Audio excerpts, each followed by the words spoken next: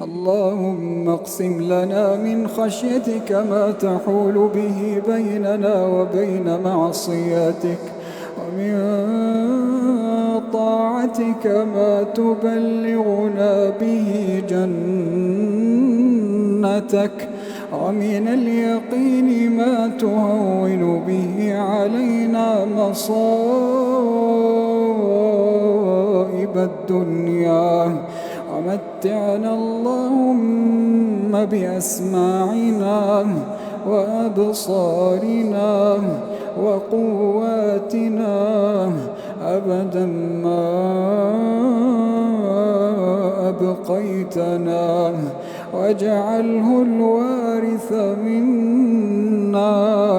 واجعل ثأرنا على من ظلمنا، وانصرنا على من عادانا، ولا تجعل مصيبتنا في ديننا.